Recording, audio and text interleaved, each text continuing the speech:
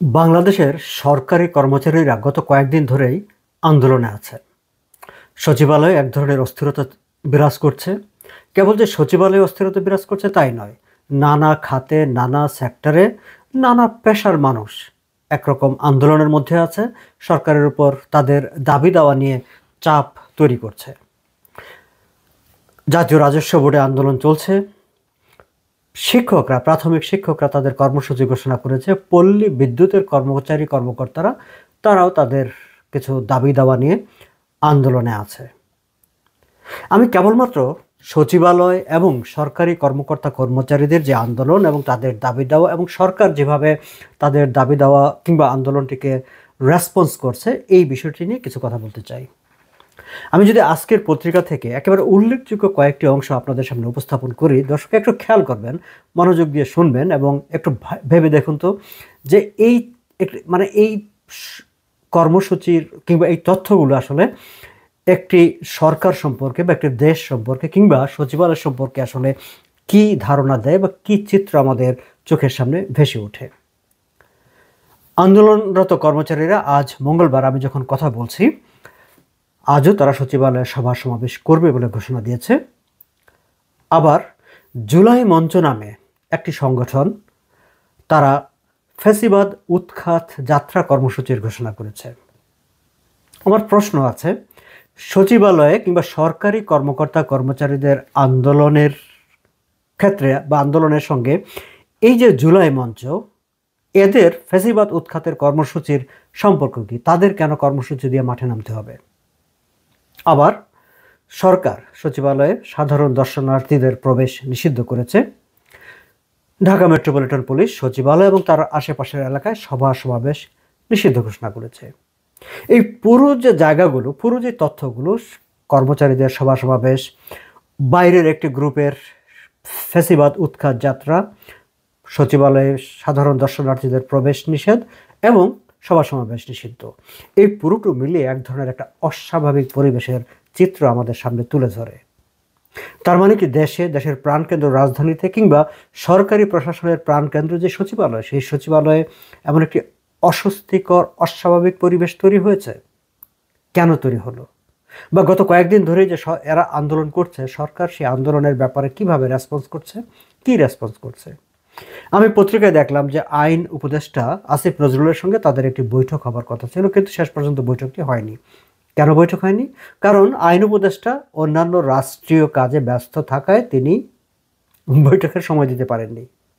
আমার কাছে এটি মনে হয়েছে যে একেবারে খুবই এক ধরনের এটিকে একটা অডাসিটি মনে হয়েছে। কারণ প্রজাতন্ত্রের কর্মচারীরা তারা দেশের নাগরিক, দেশের সাধারণ, আমি ইভেনকি যদি তাদেরকে আমি সাধারণ মানুষ হিসেবে বিবেচনা করি, তাহলে রাষ্ট্রের প্রতিনিধি, সরকারের প্রতিনিধি যদি তাদেরকে বৈঠকের সময় দেন বা তাদের ক্ষোভ বিক্ষোভ শুনতে চান, তাহলে তার চাইতে গুরুত্বপূর্ণ, তার চাইতে বড় রাষ্ট্রীয় আর কোনো দায়িত্ব হতে পারে না। কিন্তু আসিফ নজরুলের কাছে সেটি গুরুত্বপূর্ণ মনে হয়নি। তিনি সেটিকে উপেক্ষা করতে পেরেছেন। কেন উপেক্ষা করতে পেরেছেন? কারণ তার কাছে এই যে সরকারি কর্মচারীরা যারা তাদের কিছু দাবি দাওয়া নিয়ে আন্দোলন করছে, সেটি তার কাছে গুরুত্বপূর্ণ মনে হয়নি, কারণ সাধারণ মানুষ তাদের কাছে গুরুত্বপূর্ণ না। And that is the characteristics of this Yunus government, যে তাদের কাছে আসলে সাধারণ মানুষ, দেশের স্বার্থ, সেইগুলো একদমই গুরুত্বপূর্ণ না। গুরুত্বপূর্ণ হলে আসিফ নজরুল এই বৈঠকটি করতেন, বৈঠকটি করে কর্মচারীদের উত্তেজনা প্রশমনের চেষ্টা করতেন। কিন্তু আসিফ নজরুলই বা বলবো কেন, সরকার কি উত্তেজনা প্রশমনের চেষ্টা করছে? না, আমরা দেখছি না যে সরকার তাদের সঙ্গে কোনো ধরনের আলাপ আলোচনার বা তাদের কথাবার্তা শোনার বা তাদেরকে কোনো ধরনের আশ্বস্ত করার কোনো উদ্যোগ নিয়েছেন। বরং আমরা দেখেছি যে তাদের আন্দোলনের মধ্যেই সরকার এই যে অধ্যাদেশ, সরকারি চাকুরি সংশোধনী যে অধ্যাদেশ, সেই অধ্যাদেশটি তারা ঘোষণা করে দিয়েছেন, পাশ করে ফেলেছেন। অর্থাৎ মানে জনমতকে তোয়াক্কা করা বা জনমতের প্রতি শ্রদ্ধা দেখানো, সম্মান দেখানো, এই বিষয়গুলো, এই বোধটা এই সরকারের মধ্যে কাজ করেনি। কেন? কারণ তারা জনগণের সরকার না, তারা ক্ষমতায় চেপে বসেছে বলে তাদের কাছে আর এইসব মোটেও গুরুত্বপূর্ণ মনে হচ্ছে না। বরং আমরা দেখেছি নতুন যে রাজনৈতিক দলটি হয়েছে, ডক্টর মোহাম্মদ ইউনূসের রাজনৈতিক দল হিসাবে যেটি পরিচিত, ডক্টর ইউনূস যাদেরকে বলেন যে তার নিয়োগকর্তা, সেই এনসিপির অন্যতম একজন নেতা হাসনাত, তিনি সরকারি কর্মচারীদের হুঁশিয়ারি করে দিয়েছেন যে তারা যারা আন্দোলন করছে তাদেরকে। তিনি প্রসঙ্গ টেনে এনেছেন যে শেখ হাসিনার সময় তারা কেন আন্দোলন করতে পারেনি, তখন তো তারা কথা বলতে পারেনি। এখন এটি একটা ফ্যাশন হয়ে দাঁড়িয়েছে যে কথায় কথায় যে কোনো দাবি দাওয়া নিয়ে কথা বললে, অধিকারের কথা বললে, যৌক্তিক কথা বললে তাদেরকে ইন্ডিয়ার দালাল বলা, রয়ের এজেন্ট বলা, হাসিনার দোসর বলা, ফ্যাসিস্টের দোসর বলা। এটা একটা ফ্যাশন হয়ে দাঁড়িয়েছে। শুধু ফ্যাশন না, এটি আসলে এই সরকারের নিপীড়নের, নির্যাতন চালানোর, অন্যায় করার একটা লাইসেন্স হিসাবে তারা এটিকে, এই টার্মগুলোকে তারা ব্যবহার করছে ডক্টর ইউনূসের সরকার এবং তার সঙ্গে যারা সংশ্লিষ্ট আছেন তারা। নাহলে সেখানে সরকারি কর্মচারীদের আন্দোলনে হাসনাতের কিছু করার নেই, সেখানে সরকারের ভূমিকা পালন করবার কথা। হাসনাত কেন সেখানে, মাসুদ কেন সেখানে হুমকি দেবে বা ধমক দেবে, কিংবা জুলাই মঞ্চ কেন সেখানে পাল্টা কর্মসূচি ঘোষণা করবে? সরকারের তো উচিত ছিল তাদেরকে থামিয়ে দেওয়া যে এটি দেয়ার গভর্নমেন্ট এমপ্লয়ি, আমি গভর্নমেন্ট আছে, আমি দেখবো, এখানে মব অ্যাট্রোসিটি চলবে না, এখানে মবের কোনো ভূমিকা নাই। কিন্তু সরকার সেটি করছে না। তাহলে কি সরকার আসলে মাস্তান লেলিয়ে দিয়ে, মব লেলিয়ে দিয়ে সরকারি কর্মচারীদের আন্দোলন কিংবা যে কোনো ভিন্নমত, যে কোনো যৌক্তিক দাবি দেওয়ার মানে নিয়ে কেউ কথা বলতে চাইলে তাদেরকে দমন করার যে কৌশল জুলাই আগস্টের পর থেকে শুরু করেছিল সেটি তারা অব্যাহত রাখতে চান? অবস্থা দৃষ্টিতে তাই মনে হচ্ছে। দর্শক, আমরা যদি একটু সরকারি কর্মচারীদের যে আন্দোলনটি, কেন আন্দোলন, কিংবা সরকারি চাকুরি সংশোধনী অধ্যাদেশ যেটি জারি করেছে সরকার, যার বিরুদ্ধে সরকারি কর্মচারীরা প্রতিবাদ জানাচ্ছে, একটু যদি আমরা সেখানে তাকাই, আপনারা সোশ্যাল মিডিয়াতে বা সরকারের সঙ্গে সংশ্লিষ্ট বা এই সরকারের সমর্থক যারা আছে তাদের কাছ থেকে নানা রকম কথাবার্তা শুনে থাকবেন। কিন্তু আমি প্রথম আলো থেকে তাদের খবরে যে অপরাধগুলো, মানে কতগুলো সরকার বলছে যে সরকারি কর্মচারীরা কতগুলো অপরাধ করলে তাদের চাকরি সরকার খেয়ে দিতে পারবে 30 দিনের মধ্যে, এবং সেই অপরাধগুলো কি? ইন্টারেস্টিং, খুব ইন্টারেস্টিং সব অপরাধ। সরকারি কর্মচারী যদি এমন কোনো কাজে লিপ্ত হন, খেয়াল করবেন একটু মনোযোগ দিয়ে, যা অনানুগত্যের সামিল বা যা অন্য যে কোনো সরকারি কর্মচারীর মধ্যে অনানুগত্য সৃষ্টি করে বা শৃঙ্খলা বিঘ্নিত করে। এখন আপনি অনানুগত্য আপনি কিভাবে ডিটারমাইন করবেন? ধরুন হাসনাত কোনো সচিবালয়ে গিয়ে কোনো সচিবকে কিংবা কোনো কর্মকর্তাকে একটি কাজ করে দিতে বললেন, সেই কাজটি বৈধ হোক অথবা অবৈধ হোক, বা কোনো তদবির করলেন, এবং সরকারি কর্মচারী যদি সেটি না শোনেন, সরকারি কর্মকর্তা যদি তার কোনো অন্যায় আবদার তদবির না শোনেন, হাসনাত যেহেতু পাওয়ারফুল এনসিপি নেতা, তিনি যদি বলেন যে এটি অনানুগত্য হয়েছে, তাহলে তো সেটি অনানুগত্য হয়ে যায়। সরকারি কর্মচারীরা যদি সরকারের কোনো অন্যায় আদেশ শুনতে না চান, সেটিও তো অনানুগত্য। তার মানে কি, যে সরকার সচিবালয়ের কর্মচারীদেরকে বা সরকারি কর্মচারীদেরকে তার হাতের মুঠোয় পকেটে ভরে রেখে, মুখ বন্ধ করে রেখে তারা কেবল কাজ করে যাবে, এমন একটি অবস্থায় দেখতে চান? না হলে এই আইনটি কেন করতে হবে যে অনানুগত্যের সামিল, যা অন্য যে কোনো সরকারি কর্মচারীর মধ্যে অনানুগত্য সৃষ্টি করে বা শৃঙ্খলা বিঘ্নিত করে বা কর্তব্য সম্পাদনে বাধার সৃষ্টি করে? এগুলো হচ্ছে অপরাধ। আবার খেয়াল করবেন, অন্যান্য কর্মচারীর সঙ্গে সমবেতভাবে বা এককভাবে ছুটি ছাড়া বা কোনো যুক্তিসঙ্গত কারণ ছাড়া নিজ কর্ম থেকে অনুপস্থিত থাকেন বা বিরত থাকেন বা কর্তব্য সম্পাদনে ব্যর্থ হন। অর্থাৎ যদি সরকারি কর্মচারীরা সংঘবদ্ধভাবে কর্মবিরতি পালন করে, অর্থাৎ তারা যদি ধর্মঘট করে, তার মানে হচ্ছে কি? তার মানে হচ্ছে যে সরকার আইন করে, শাস্তির বিধান করে, যে কেউ যদি কোনো দাবি দাওয়া নিয়ে আন্দোলন করে, ধর্মঘট করে, তাহলে সেটিকে তারা অপরাধ হিসাবে বিবেচনা করবে। এখন সরকারি কর্মচারীরা কি তাদের ট্রেড ইউনিয়ন করতে পারবে না? সরকার কি ট্রেড ইউনিয়ন বন্ধ করে দিতে চাইছে?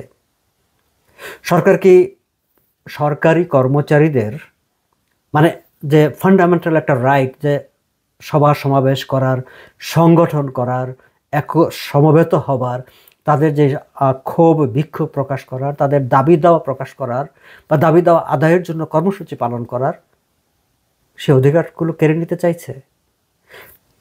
কথার মার পেঁচে ঘুরিয়ে সরকার মানে অপরাধ হিসাবে যেই বিষয়গুলোকে সামনে নিয়ে এসেছে সেগুলো কিন্তু আসলে তাই। সরকার হয়তো সরাসরি বলছে না যে তোমরা ধর্মঘট করতে পারবে না, তোমরা ট্রেড ইউনিয়ন করতে পারবে না, তোমরা আন্দোলন করতে পারবে না, তোমরা কোনো কিছুর জন্য কর্মবিরতি পালন করতে পারবে না, সেই কথাগুলি বলছে, সরাসরি বলছে না। কিন্তু ঘুরিয়ে ফিরিয়ে যে কথাগুলো বলছে সেটি কিন্তু আসলে তাই। সরকারের লক্ষ্যটা হচ্ছে সেই জায়গায়, এবং সেগুলোকে অসদাচরণের দায়ে দণ্ডিত করা হবে। এবং দণ্ডটা কি?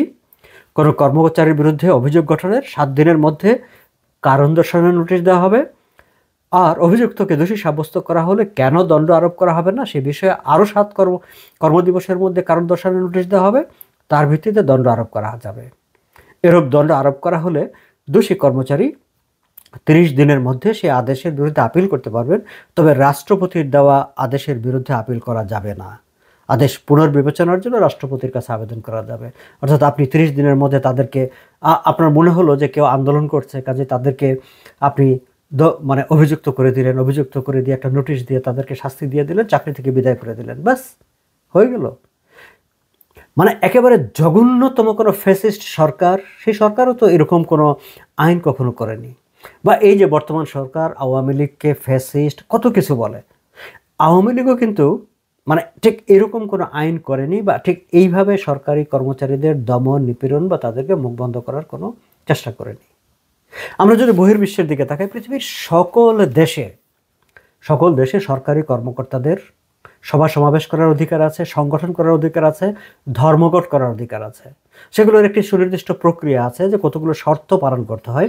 আপনি সেই শর্তগুলো করে দেন যে কী কী শর্ত পালন করার পর তারা ধর্মঘটে যেতে পারবে বা আন্দোলন করতে পারবে। কিন্তু আন্দোলন করতেই পারবে না, এবং সেটিকে আপনার অনানুগত্য যদি মনে হয় আপনার কাছে, এবং আপনার কাছে সেগুলোকে অসদাচরণ মনে হয়, তাহলে আপনি চাকরিচ্যুত করে দেবেন। এমন ফ্যাসিস্ট এবং এরকম মানে জঘন্য কালা কানুন আর কোথাও পৃথিবীর আছে আমি আমার জানা মতে নাই।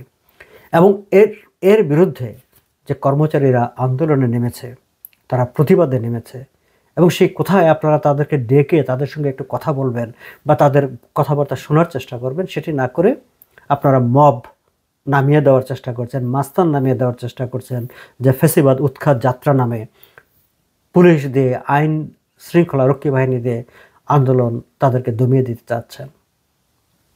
মানে এটি কেন? আমি মনে করি যে সরকারি কর্মচারীরা যে আন্দোলনটি করছে বা সরকার যেভাবে এই আইনটি অধ্যাদেশটি জারি করেছে, এই অধ্যাদেশটিকে আমার কাছে মনে হয়েছে যে খুবই উদ্দেশ্য প্রণোদিত। সরকার একটা অসৎ উদ্দেশ্য নিয়ে দমন নিপীড়ন চালানোর একটি আইনি কাঠামো হাতে নেওয়ার জন্য এই আইনটি প্রণয়ন করেছে। ফলে আমি মনে করি যে এটি একটি কালো আইন, একটা কালা কানুন, এটি ভালো আইন না। সরকারের উচিত হবে যে এই বিষয়টি নিয়ে কর্মচারীদের সঙ্গে আলাপ আলোচনা করে এই আইনের বা এই অধ্যাদেশের একটি সংশোধন করা এবং আলোচনার মাধ্যমে সরকারি কর্মচারীদের সঙ্গে একটি ফয়সালার জায়গায় পৌঁছা। ডক্টর ইউনূসের সরকার মানবাধিকার লঙ্ঘন করে এমনিতে নিপীড়কের ভূমিকায় অলরেডি তিনি অবতীর্ণ হয়ে গেছেন। এই সরকার আরও বেশি নিপীড়ক হয়ে উঠবেন সেটি আমরা প্রত্যাশা করি না। আজ এ পর্যন্তই, ভালো থাকবেন।